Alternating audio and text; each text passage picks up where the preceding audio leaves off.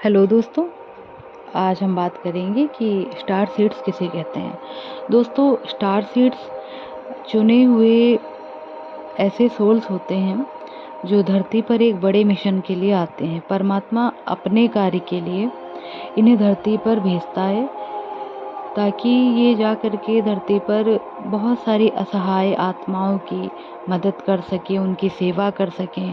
और जो भी हमारी धरती माँ हैं, इन्हें बहुत ज़्यादा दिक्कत होती है, बहुत ज़्यादा धरती माँ दुखों से भरी हुई है। तो ये ऐसी आत्माएं जिन्हें स्टार सीड्स बोलते हैं, धरती पर जा कर के धरती माँ की सेवा के लिए सारे कार्य करती हैं और मदर अर्थ की वाइब्रेशन बढ़ाती हैं। और बहुत लोग इस संसार में हेल्पलेस हैं, उनकी हेल्प करती हैं, उन्हें ऊंचे उद्देश्यों को दिखाती हैं। और इन्हें हम पहचानते कैसे हैं? देखिए, ट्विन फ्लेम्स, चोज़न वन, ऐसे ही सारी आत्माएं एक जैसी ही लगती हैं, लेकिन ये अलग अलग होते हैं। स्टार सीड्स अलग होते हैं, ट्विन फ्लेम्स अलग होते हैं। तो इन्हें हम कैसे पहचानते हैं? देखिए, ये भी ट्विन फ्लेम्स के जैसे धरती पर अपने किसी विशेष कार्य को करने के लिए ही आती हैं, परमात्मा के द्वारा भेजे जाते हैं। लेकिन इनका जो स्वभाव होता है और इनके जो गुण होते हैं वे अलग होते हैं, और जो भी इनके कार्य क्षेत्र होते हैं वे भी अलग अलग होते हैं। इनके हर एक कार्य क्षेत्र निश्चित कर दिए जाते हैं कि तुम्हें इस जगह पर जाकर के ये कार्य करने हैं। और ये सभी ऐसे तरीके की जितनी भी आत्माएं होती, सभी एक ही सोल फैमिली से आते हैं। और ये बेहद टैलेंटेड लोग होते हैं। ये आत्माएं बहुत ही असाधारण प्रतिभावान होती हैं, और इनके सिम्पटम्स, साइंस जो होते हैं, ये इस दुनिया के नहीं होते। इन्हें ऐसा अंदर से लगता रहता है।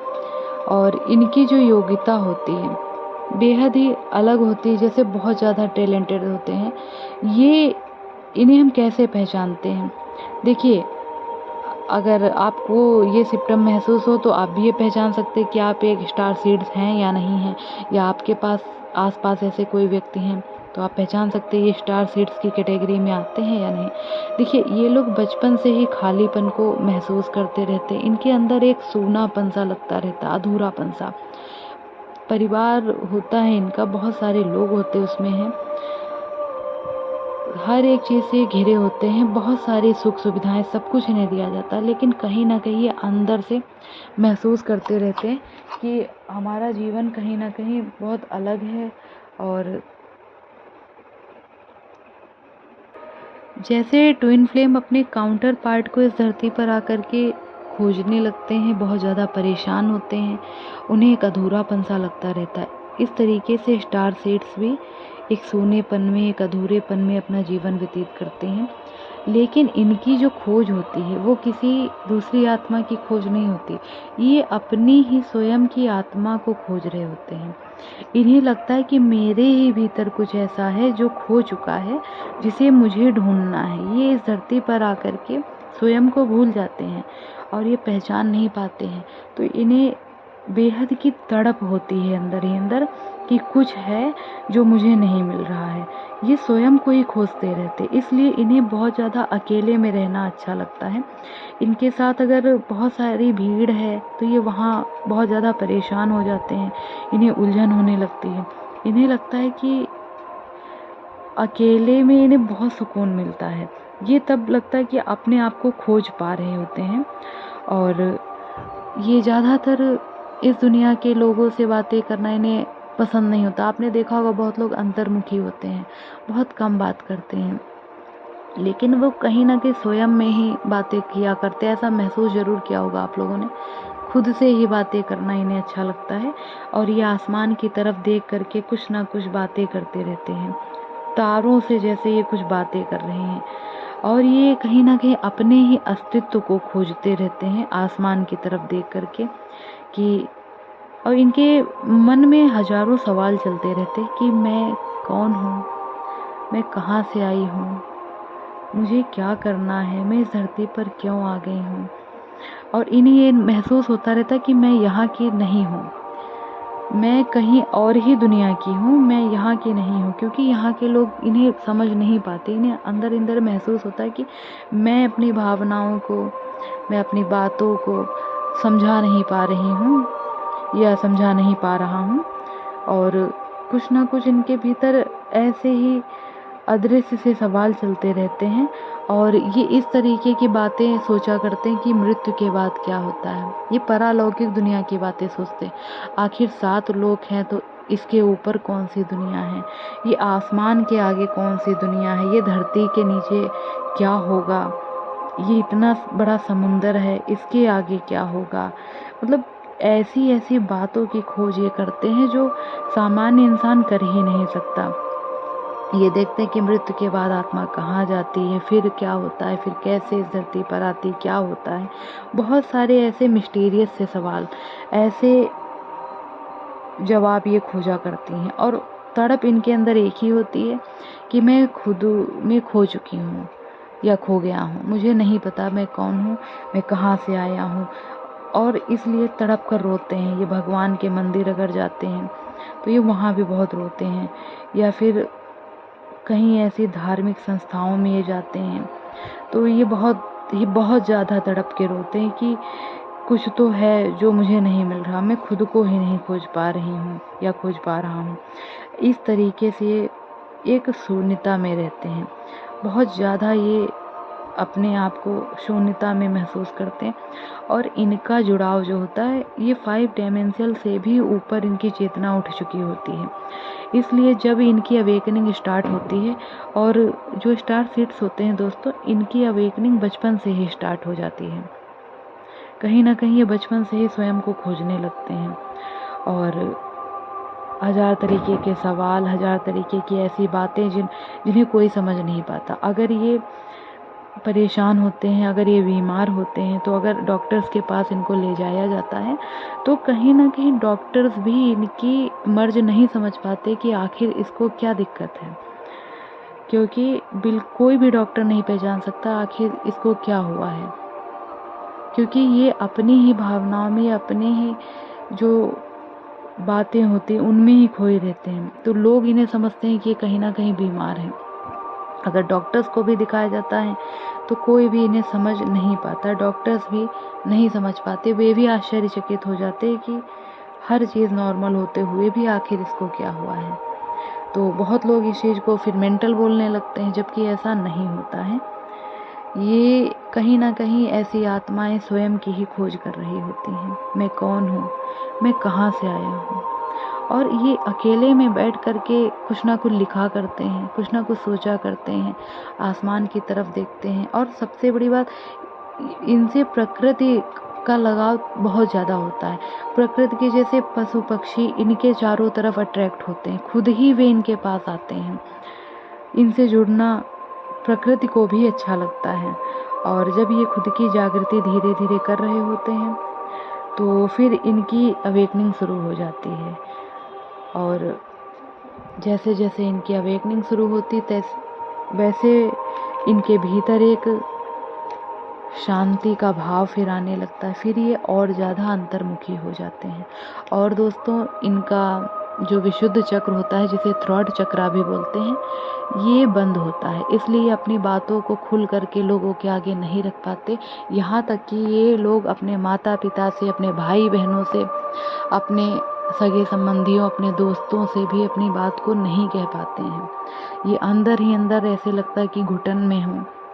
और क्योंकि इनका थ्रॉट चक्रा बंद होता है। और जैसे जैसे अपने थ्रॉट चक्र पे कार्य करते हैं वैसे वैसे ये लोग अच्छे वक्ता बनते हैं और अच्छे लीडर बन के आगे आते हैं समाज में।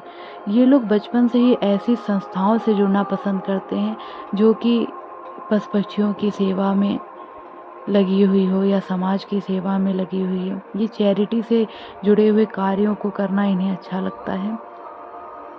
और एक दिन आगे चलकर ये लोग बहुत ही अच्छे लीडर बनते हैं। और इन्हें अपना कार्य जितना भी अभी मैंने बताया, अकेले में रहना, ये लोग बहुत इंट्रोवर्ट होते हैं। अकेले में ही इन्हें ज़्यादा से ज़्यादा समय, ये भले ही बहुत सारे कार्य करें, अच्छे कार्य लीडर बन करके, लेकिन फिर भी ये समाज में होते हुए भी खुद को एकांत में ही महसूस करते हैं। और जो इन्हें 4 लोगों के बीच इन्हें ऐसा लगता है कि इनका जो एनर्जी लेवल है वो डाउन हो रहा है, और ये खुद को बहुत ज़्यादा कमज़ोर सा महसूस करते हैं। और जब ये अकेले होते तो इन्हें ऐसा महसूस होता है कि अब मेरी एनर्जी जो है वो स्टोर हो चुकी है, अब मैं खुद को बहुत ज़्यादा भरा हुआ महसूस कर रहा हूँ, मैं बहुत ज़्यादा ताकतवर हूँ, अब मेरे अंदर सारी शक्तियाँ हैं। और ये ऐसी ऐसी बातों के जानने के इच्छुक होते हैं कि आखिर अगर अदृश्य आत्माएं होती हैं तो वो कहाँ होती हैं, वो कैसे बातें करती हैं, उस दुनिया के लोग कैसे बातें करते होंगे। और वैदिक धर्मशास्त्र से ये इनको जुड़ना बहुत अच्छा लगता है। और ये लोग ज्योतिषी में, न्यूमरोलॉजी में, टैरो कार्ड रीडिंग में इनका रुझान बहुत ज़्यादा होता है, और ये भूत और भविष्य को भी अच्छे से देख और पढ़ सकते हैं। जैसे जैसे इनकी जागृति होती, इन्हें होने वाली घटनाओं का बहुत जल्दी अंदाज़ा लग जाता। आपने देखा होगा कि आपके आसपास भी कई लोग ऐसे होते हैं जिन्हें एहसास होता है, या फिर वो लोग कभी मना करते हैं अपने परिवार में किसी को कि आज बाहर मत जाना, और ऐसा कोई दुर्घटना या कुछ ऐसा अनहोनी हो सकती है। तो कहीं ना कहीं ये इनके अंदर साइकिक एबिलिटीज़ जो होती हैं वे बहुत ज़्यादा होती हैं, बहुत ज़्यादा जागृति इनके अंदर हो चुकी होती। तो ये इसलिए ये भविष्य में जो होने वाला है इसको भी बहुत ज़्यादा सटीक अनुमान लगा लेते हैं, और किसी भी व्यक्ति का, ये स्वयं तक का पास्ट अपना देख सकते हैं कि आखिर ये पिछले जन्म में क्या थे, कैसा था इनका घर परिवार या जो भी चीज़ें हैं, किन किन चीज़ों से ये झेल करके इस दुनिया में आए हैं। तो इस तरीके से इनके अंदर बहुत ज़्यादा चीज़ें बढ़ने लगती हैं, और ये लोग एस्ट्रल ट्रैवल भी करते हैं। ये लोग सपने के द्वारा ऐसी ऐसी दुनिया जो 5 डायमेंशनल से भी ऊंचे लोग होते हैं, ये वहाँ तक भी ट्रैवल करके आ सकते हैं। इनके अंदर इतनी ज़्यादा शक्ति और ऊर्जा होती है। ये लोगों को हील कराते हैं। जो भी लोग बहुत ज़्यादा परेशान हैं तो इन्हें एक हीलिंग करते हैं, एक ऐसी थेरेपी देते हैं, ऐसा अध्यात्म का एक आध्यात्मिक चेतना उनकी जागृत करते हैं, जिससे कि सामने वाला व्यक्ति बहुत ज़्यादा खुद को संतुष्ट महसूस करता है। और ये लोग ज़्यादा से ज़्यादा प्रकृति की तरफ इनका रुझान होता है, इसलिए इन्हें आयुर्वेदिक चीज़ों की तरफ बहुत ज़्यादा इनका रुझान होता है। ये अगर बीमार हो जाते तो इन्हें एलोपैथिक दवाई ना लेकर के ये सोचते हैं आयुर्वेदिक दवाइयाँ ली जाएं, क्योंकि इन्हें जड़ी बूटियों से संबंधित, ये ऐसी वनस्पतियों से संबंधित चीज़ें, इनका बहुत ज़्यादा दिलचस्पी होती है इसमें कि मैं पहचानूं क्या है ये। बहुत ज़्यादा इनका इसी चीज़ों में इन्हें सुकून और तसल्ली महसूस होती है। और ये मल्टी टैलेंटेड लोग होते हैं, बेहद की क्वालिटीज़ इनके अंदर होती हैं, बेहद हंसमुख स्वभाव के होते हैं। और ये मन ही मन अपने भीतर, जैसे एक हंसी होती है बहुत ज़्यादा खुल के, लेकिन ये लोग बहुत एकदम धीरे धीरे मुस्कान जैसे चेहरे पे होती है, एक संतुष्टता का भाव इनके भीतर आ जाता है जब ये स्वयं को जान जाते हैं। और ये ऐसे विषयों पर अध्ययन करते हैं जो कि मिस्टीरियस चीज़ें हों, जैसे कोई ना कोई चीज़ की डिस्कवरी कर रहे हों, ऐसी चीज़ों पर इन्हें अध्ययन करना बहुत अच्छा लगता है। और इनके अंदर इतनी शक्ति होती है, इतनी पवित्र ऊर्जा होती है इन लोगों में कि जैसे जैसे ये लोग धरती पर आकर के स्वयं की जागृति करते हैं, परमात्मा से इनका डायरेक्ट कनेक्शन होता है।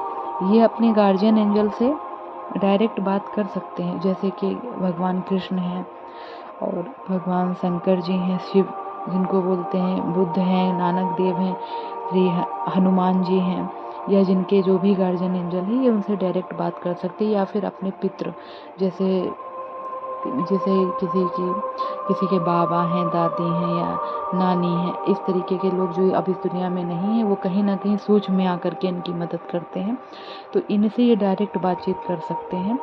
ये अपने स्पिरिट एंजल से बातें कर सकते हैं, उस दुनिया के जैसे एंजल्स जो हैं, परियां हैं, ये इनसे भी कनेक्ट हो सकते हैं और इनसे भी ये अपनी हर एक समस्या का समाधान ले सकते हैं।